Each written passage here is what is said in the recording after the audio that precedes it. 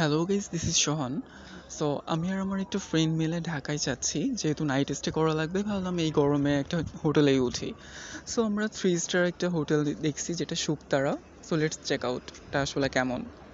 So 3 star হিসেবে রুমটা মোটামুটি ভালোই ছিল। আমরা ডবল বেডের একটা রুম নিছি।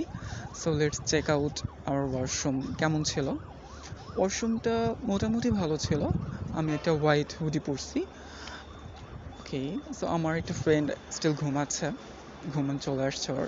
সো আমাদের এখানে কম্পালসারি হিসেবে 2টা কফি দিছে, আর কিছুই দেয় নাই। সো আমরা যদিও অ্যাড করতে পারতাম এটা। দেন আমি যদি বাইরের আউটসাইডটা দেখি, এখানে অনেক সুন্দর ছিল, ওয়েদারটাও সুন্দর, এখানে খুব বেশি গরম পড়তেছে না আজকে।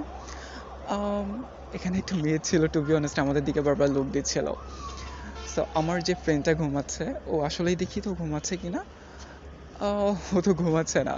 ও টু বি অনেস্ট ক্যামেরা দেখলে অনেক লজ্জা পায়, এই জন্য মুখ ঢেকে রাখতেছে। সো আমাদের বুফেটের টাইম হয়ে গেছে। সো আমরা যাচ্ছি বুফেট খাইতে। সো রুফটপে চলে আসলাম। রুফটপটা আসলে অনেক সুন্দর ছিল, এখানে বিবিকিউ পার্টিও হয়ে থাকে। দেন আমাদের এটা বুফেট ছিল। একটু হোটেলে বসে একটু কাজ করে নিলাম ল্যাপটপে। তারপর এই মেয়েটা সুন্দর ছিল আসলে। ওকে। সো আমরা নাইট যখন স্টে করছিলাম তখন রুফটপে আসলে আমি অনেকক্ষণ ধরে ছিলাম। এখানকার যে বাতাসটা এত দারুণ ছিল, মনে হচ্ছিল না যে এসি রুমে এগেইন যায়। সো আজকের মতো ব্লগটা শেষ।